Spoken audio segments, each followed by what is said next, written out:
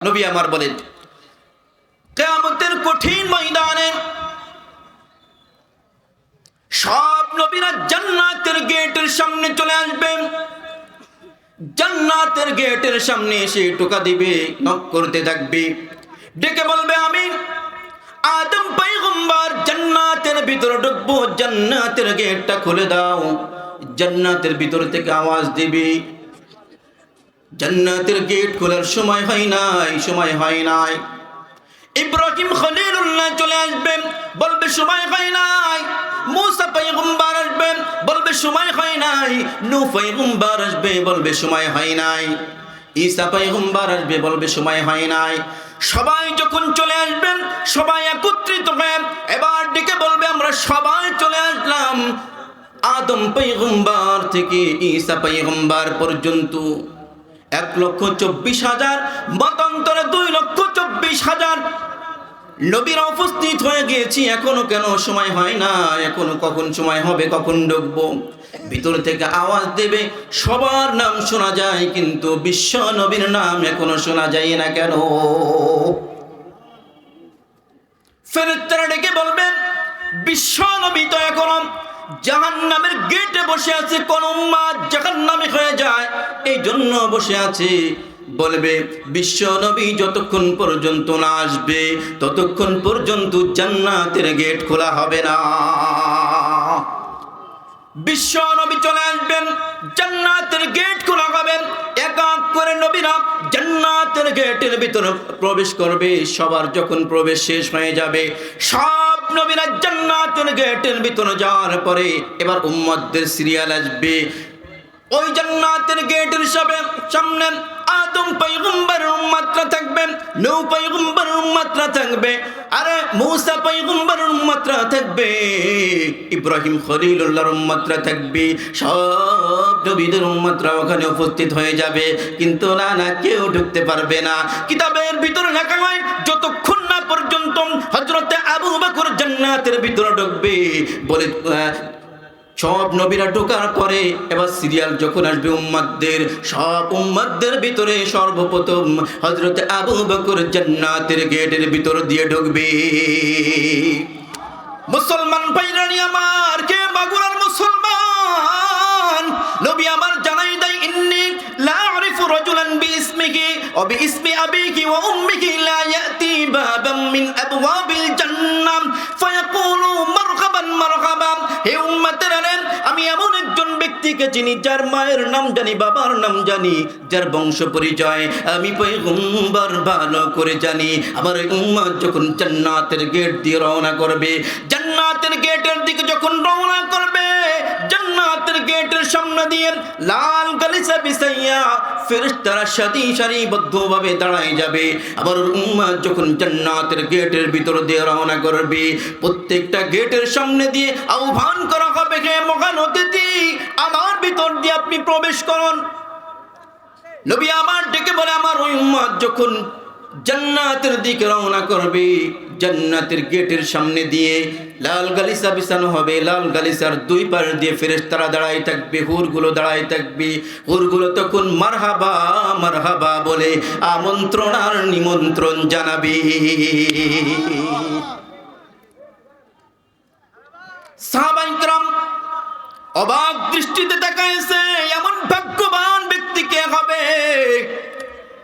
সালমান ফারসি দাঁড়ায় গিয়েছেন, ডেকে বলে, পয়গম্বর, জানার বড় ইচ্ছা হয় ওই ব্যক্তিটা কি যে জান্নাতের গেটের সামনে দিয়ে যখন রওনা করবে, জান্নাতের গেটের ভিতর দিয়ে যখন রওনা করবে, বলে তার জন্য জান্নাতের গেটের সামনে দিয়ে লাল গালিচা বিছানো হবে। এমন ভাগ্যবান ব্যক্তিটাকে নবী আমার ডেকে বলে, ওই ব্যক্তি আর কেউ নয়, আমার হিজরতের সাথে আমার বন্ধু হযরতে আবু বকর। মুসলমান ভাইরা আমার, বলতেছিলাম, হিদায়াত বড় দামি দৌলত, হিদায়াত বড় দামি দৌলত। আল্লাহ পাক রব্বুল আলামিন সবাইকে কিন্তু দেন না। যার দিলটা আল্লাহর কাছে পছন্দ হয়ে যায়, তাকে আল্লাহ পাক হিদায়াতের মতো দৌলত দিয়ে ধন্য করে ফেলে। আল্লাহ পাক রব্বুল আলামিন বলেন, أفمن شرح الله صدره للإسلام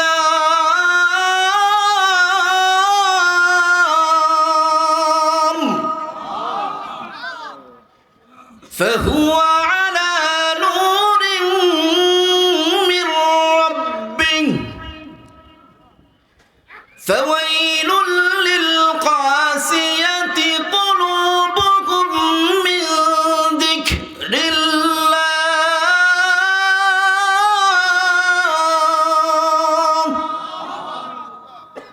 আল্লাহ পাক রব্বুল আলামিন জানাই দেয়, যার দিলটা আমার কাছে পছন্দ হয়ে যায়, যার দিলটা আমার কাছে পছন্দ হয়ে যায়, শুধুই মাত্র ওই ব্যক্তির ভিতরে আমি ওই দিলের ভিতরে হিদায়াতের মতো দৌলত দিয়ে ধন্য করে ফেলি। সবাইকে দেই না, সবাইকে দেই না, সবাইকে দেই। হিদায়াত বড় দামি দৌলত, বড় দামি দৌলত আমাদেরকে আল্লাহ পাক দান করেছেন। কিন্তু এত বড় দৌলত পাওয়ার পরেও এর মূল্যায়ন আমাদের কাছে খুব একটা নেই, খুব একটা নেই। যদি মূল্যায়ন থাকতো, যদি মূল্যায়ন থাকতো তাহলে ইসলামের কথা যেখানেই হবে সেখানে মানুষ জায়গা দেওয়া যেত না। কিন্তু আজকাল এমন অবস্থা হয়েছে, আজকে তো বিশাল মাহফিল, ঠিক আছে, কিন্তু কিছু মাহফিল তো এমনও হয় যেখানে দেখা যায় মানুষ লাস্টে এমন একটা অবস্থা হয় যে অপারেটর মনে হয় বক্তাকে বলে যে হুজুর সবাই যখন চলে গেছে তো একটা কাজ করেন, আপনি আমি আর আপনি থাকবো কেন, আপনিও একটু অফ করে দেন, আমি খুলে বাড়িতে যাই। এমন মাহফিলও হয়। মাহফিল ছোট হোক বড় হোক এটা কোনো বিষয় না, এটা কোনো বিষয় না। বিশাল মাহফিল হোক, বক্তার শ্রোতার যদি নিয়ত খারাপ থাকে, বিশাল মাহফিল, ক্যামেরার অভাব নেই, মানুষের অভাব নেই, কিন্তু এই মাহফিলের ভিতরেও যারা আয়োজন করেছে যদি ইখলাস না থাকে, বক্তার যদি ইখলাস না থাকে, বলে শ্রোতার যদি ইখলাস না থাকে, তাহলে এই বিশাল মাহফিল আল্লাহর কাছে কোনো দাম নেই। আর যদি বক্তা ইখলাস নিয়ে কথা বলে, শ্রোতা যদি এটাই মেনে নেয় যে সামি'না ওয়া আতা'না, যেটা শুনবো তো এটাই মেনে নিব, তো আল্লাহ পাকের কাছে এই মজমা বড় দামি মজমা, বড় দামি মজমা। মুসলমান ভাইরারে আমার, হে মাগুরার মুসলমান, পৃথিবীতে নবী আর আসবে না, নবী পৃথিবীতে আর কোনোদিন আসবে না। আমরা অনেক সময় দোয়া করি, আল্লাহ একটা বার রসুলের রওজার পাশে যাওয়ার মতো সুযোগ করে দাও। আমি তো অনেকবার হাজার হাজার বার বলেছি, আল্লাহ কত কবরের পাশে দাঁড়ায় সূরা ইয়াসিন পড়ি, সালাম দেই, জিয়ারত করি, একবার তোমার হাবিবের রওজার পাশে যাওয়ার মতো সুযোগ করে দাও। কারণ পৃথিবীতে রসুল নাই, দেখা তো হবেই না সরাসরি, তো রওজার পাশে যে হয়তো সালাম দিলে রসুল শুনবে। দিলেরই ভালোবাসা নিয়ে রসুলের রওজার পাশে যাওয়ার জন্য দোয়া করি। এই জন্য ভাই, পৃথিবীতে রসুল আসবে না, সাহাবাই কেরাম আসবে না, সাহাবি এখন হওয়া যাবে না, রসুলকে দেখা যাবে না। সাহাবি হওয়ার সিস্টেম হলো রসুলকে ইমান অবস্থায় দেখবে অথবা রসুল তাকে দেখবে, আর ইমান অবস্থায় ইন্তেকাল করবে, তো ওই ব্যক্তি সাহাবি হবে। তো সাহাবিয়াতের ডিগ্রি আমরা পাবো না। কিন্তু আল্লাহ পাক জানিয়ে দিয়েছেন, তোমরা তো সাহাবি হতে পারবা না, তো একটা কাজ করো, সাহাবিদের মতো হওয়ার চেষ্টা করো, সাহাবিদের মতো হওয়ার চেষ্টা করো। সাহাবি হওয়া যাবে না, কিন্তু সাহাবিদেরকে অনুসরণ করে তাদের মতো হওয়ার চেষ্টা করা যাবে, অনুসরণ করা যাবে। আল্লাহ পাক জানিয়ে দিয়েছেন, যারা অনুসরণ করবে, ইত্তেবা করবে, আল্লাহ পাক তাদের উপর খুশি হয়ে যাবেন, তাদেরকে মাফ করে দিবেন, খুশি হয়ে যাবেন আল্লাহ পাক। আল্লাহ পাকের ওয়াদা এটা। والسابقون الأولون من المهاجرين والأنصار والذين اتبعوهم بإحسان رضي الله عنهم ورضوا عنه وأعد لهم جنات تجري تحتها الأنهار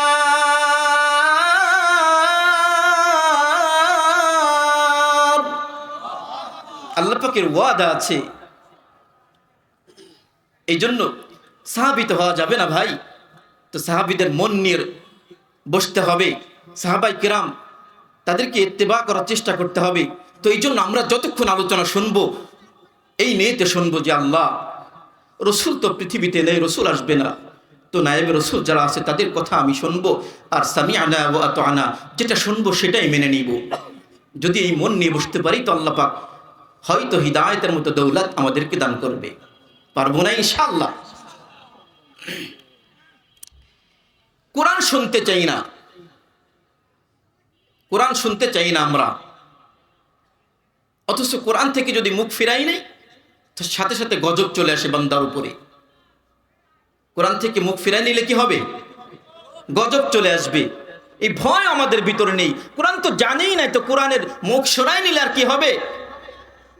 আজকে যখন আসতেছিলাম, আজকে তো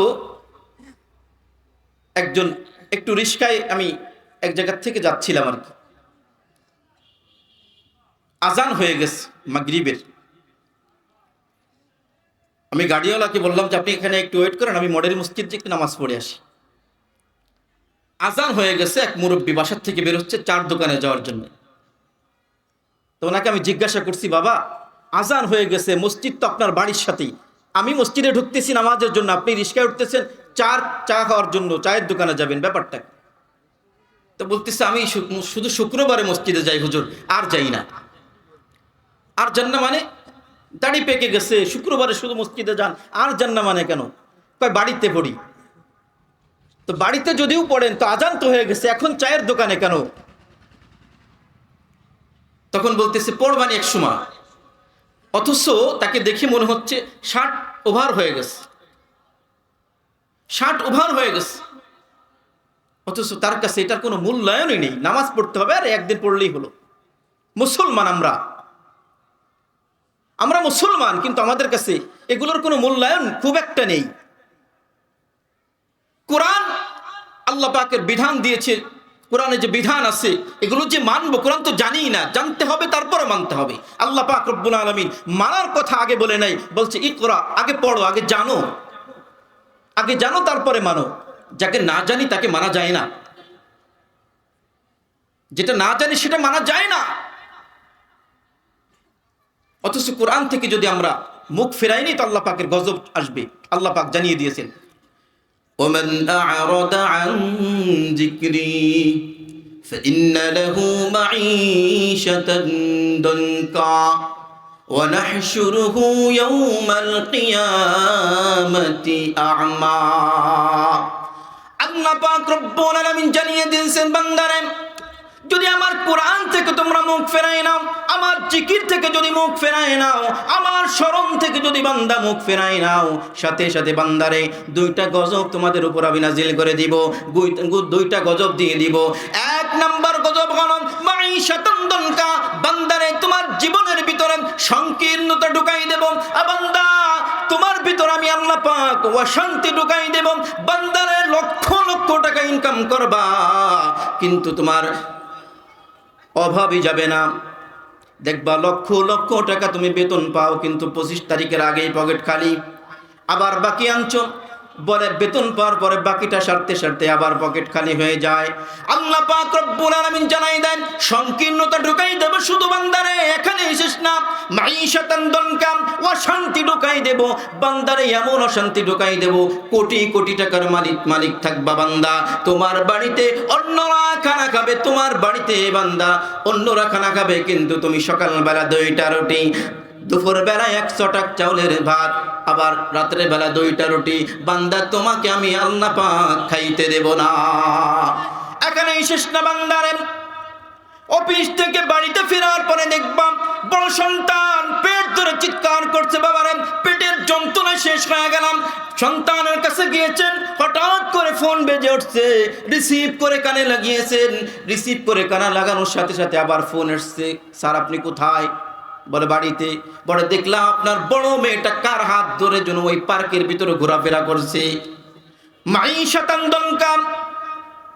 হঠাৎ করে অন্য রুম থেকে স্ত্রী ডেকে বলে, আমার শরীরটা বড় ভালো লাগে না। অথবা স্ত্রীর কথা শুনবেন, একজন ফোন দিয়ে বলবে আপনার স্ত্রীকে দেখলাম আর একজনের সাথে ড্যাটিং মারতেছে। আল্লাহ পাক রব্বুল আলামিন বলেন মাঈশাতান দানকা, বান্দারে তোমার জীবনের ভিতর আমি আল্লাহ পাক অশান্তি ঢুকাই দেব। বান্দা লক্ষ লক্ষ টাকা ইনকাম করবা কিন্তু শান্তির পিছনে দৌড়াবা, বান্দারে কোনোদিন শান্তির দেখা তুমি পাইবা না। আল্লাহ পাক রব্বুল আলামিন জানাই দেয় বান্দারা যদি কোরআন থেকে মুখ ফেরাই নাও, আমার জিকির থেকে যদি মুখ ফেরাই নাও, বান্দা যদি কোরআন থেকে তুমি মুখ ফেরাই নাও, কোরআন থেকে যদি সরে যাও, বান্দারে তুমি শান্তির পিছনে কুত্তার মতো দৌড়াবা কিন্তু জীবনে কোনোদিন শান্তির দেখা তুমি পাইবা না। শান্তির দেখা যদি পাইতে হয় তো কোরআনের কাছে আসতে হবে। শুধুই মাত্র শান্তি দিতে পারে কোরআন, কোরআন ছাড়া কোনোদিন জমিনে শান্তি আসতে পারে না, পারে না, পারে না। যদি শান্তি আনতে হয় তাহলে কোরআনের কাছে যাইতে হবে, কোরআনের কাছে। কোরআন ছাড়া কোনোদিন জমিনে শান্তি আসতে পারে না। এই জন্য আল্লাহ পাক রব্বুল আলামিন বলেন ওয়াতাসিমু বিহাবলিল্লাহি জামিআন ওয়া লা তাফাররাকু, বান্দারে তোমরা এক হয়ে আমার রজ্জুটাকে শক্ত করে ধরো। হাবলিল্লাহ আই হাবলিল কোরআন, আমার কোরআনটাকে শক্ত করে ধরো। বান্দারে যদি তোমরা এক হয়ে আমার কোরআনটাকে ধরতে পারো, লাফাতাহনা আলাইহিম বারাকাতিন মিনাস সামা, আসমান এবং জমিনের ভিতরে যত বরকত আছে আমি আল্লাহ পাক রব্বুল আলামিন তোমাদের জন্য খুলে দিব। আল্লাহ পাক রব্বুল আলামিন ডেকে বলে বান্দারা তোমার ব্যক্তিগত জীবনে কোরআনকে ধরো, তোমার পারিবারিক জীবনে কোরআন ঢুকাই দাও। পারিবারিক জীবনে কোরআন ঢুকাইবা, বলে সমাজ জীবনে কোরআন ঢুকাইবা, রাষ্ট্রীয় জীবন পর্যন্ত যদি কোরআন তোমরা পৌঁছাই দিতে পারো, বান্দারে আমার ওয়াদা হলো লাফাতাহনা আলাইহিম বারাকাতিন মিনাস সামাই ওয়াল আরদ, আসমান এবং জমিনের ভিতরে যত বরকত আছে বান্দা আমি আল্লাহ পাক রব্বুল আলামিন তোমাদের জন্য খুলে দিব। দেখেন না 2024 সালেও আপনারা টের পান না, 25 সালেও টের পান না। দেখেন না আফগানের অবস্থা, দেখেন আফগানে একটু হলেও কোরআনের আইন শুরু হয়েছে, চালু হয়েছে। পৃথিবীতে যে যতগুলো রাষ্ট্রের ভিতরে কয়েকটা রাষ্ট্র হাতে গোনা যারা কোরআন অনুযায়ী একটু হলেও চলার চেষ্টা করে, তার ভিতরে এখন বর্তমান সময় যেটা সবচেয়ে যে রাষ্ট্রের ভিতরে কোরআনের আইন চলে সেটা হলো আফগানিস্তান। আর যেদিন থেকে কোরআনের আইন চালু হয়েছে সেদিন থেকে বরকতের দ্বার খুলে গিয়েছে। তাদের দেশে যে আনার হচ্ছে, আনার আমাদের দেশে আনার, আমি গতকালকেও আমার আম্মুর জন্য আনার কিনেছি, তো দেখলাম 1 কেজিতে প্রায় আপনার 6-7টার মতো হয়ে যায় মোটামুটি যেগুলো। অথচ আফগানিস্তানে এক একটা আনার হচ্ছে 1.5 কেজি 2 কেজি ওজন একটা।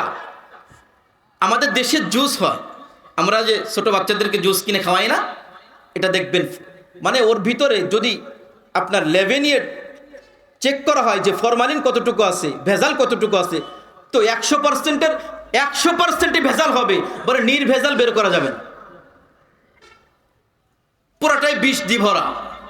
অথচ তারাও এই জুস তৈরি করতেছে এখন বর্তমান সময়ে শুধুই মাত্র আনারের রস দিয়ে। আল্লাহ পাক রব্বুল আলামিনের ওয়াদা বান্দা কোরআন দিয়ে রাষ্ট্র চালানো শুরু করো, আমার ওয়াদা হচ্ছে আমি আল্লাহ পাক আসমান এবং জমিনে যত বরকত আছে তোমাদের জন্যই তো রেখেছি, উন্মুক্ত করে দিব। অথচ আমাদের রাষ্ট্রের ভিতর অবস্থা কেমন?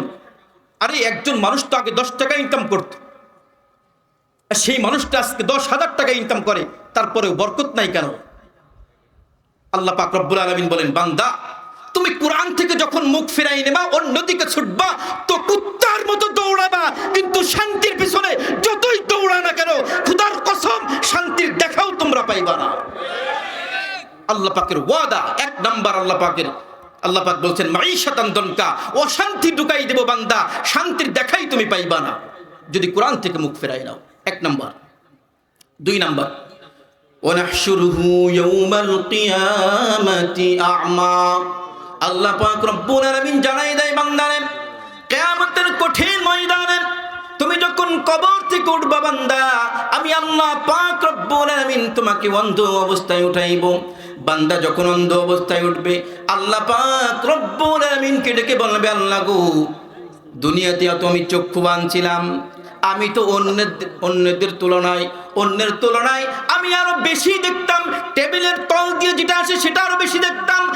আল্লাহ পাক রব্বুল আলামিনকে ডেকে বলবে আল্লাহ গো আমার কেন চক্ষু নাই, আমি কেন অন্ধ অবস্থায় উঠলাম?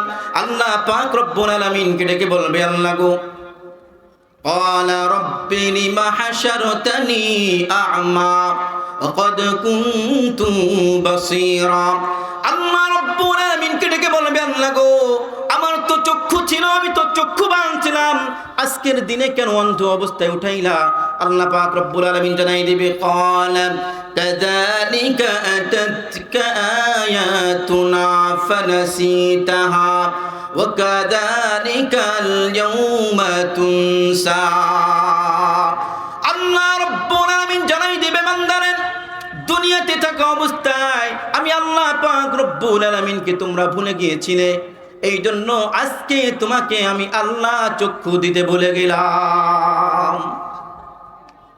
এখানে শেষ না, আল্লাহ পাক রব্বুল আলামিন জানাই দেয় ইন্নাল্লাযীনা কাযযাবু বিআয়াতিনা ওয়াস্তাকবারু আনহা লা তুফাত্তাহু লাহুম আবওয়াবুস সামা ওয়া লা ইয়াদখুলুনাল জান্নাহ হাত্তা ইয়ালিজাল জামালু ফি সাম্মিল খিয়াত।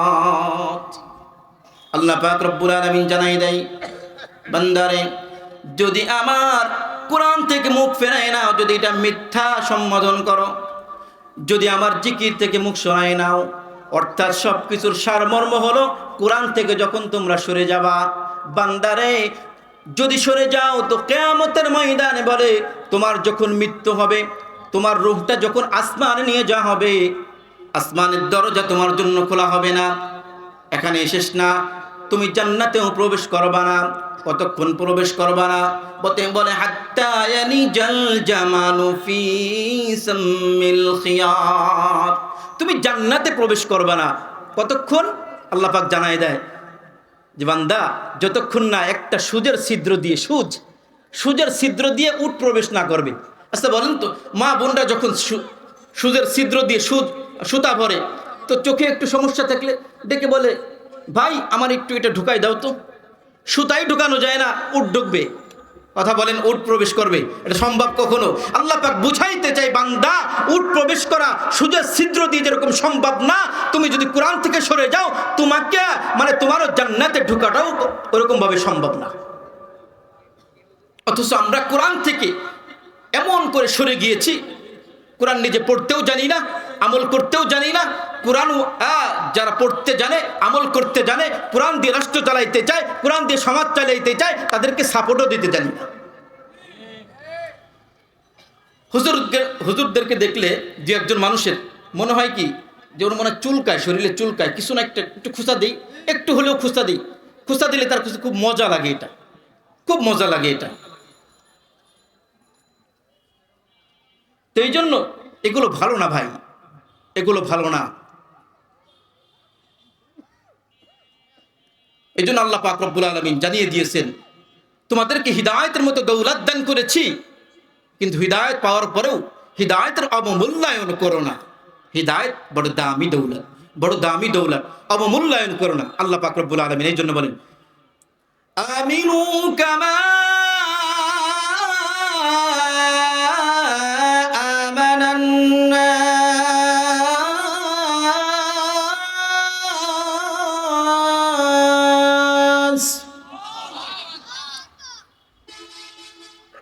আল্লাহ পাক রব্বুল আলামিন ডেকে বলে বান্দারে ঈমান আনো লোকেরা যেমন ঈমান এনেছে, এই লোকেদের কয়েকটা ব্যাখ্যা আছে। ঈমান আনো যেমন সাহাবায়ে কেরাম ঈমান এনেছে, ঈমান আনো যেমন অনেক বড় বড় কাফেরদের বিবিরা ঈমান এনেছে, ঈমান আনো আব্দুল্লাহ বিন তামিরের মতো ঈমান আনো, ঈমান আনো সাহাবায়ে কেরামের মতো। ঈমান বড় দামি দৌলত, ঈমান বড় দামি দৌলত। এই জন্য মুসলমান, ঈমানদার মুসলমান, তোমার ঈমান বড় দামি দৌলত। ঈমান আনো, আল্লাহ পাক রব্বুল আলামিন জানাই দেয় সাহাবায়ে কেরাম যেমন ঈমান এনেছে তুমিও তেমন ঈমান আনো। সাহাবায়ে কেরামের ঈমান এত দামি ছিল, এত দামি ছিল, এত দামি ছিল। ঈমান আনার পরে সাহাবায়ে সাহাবায়ে কিরাম যে কাজ করেছেন, ঈমান আনার পরে আমাকেও সেই কাজ করতে হবে।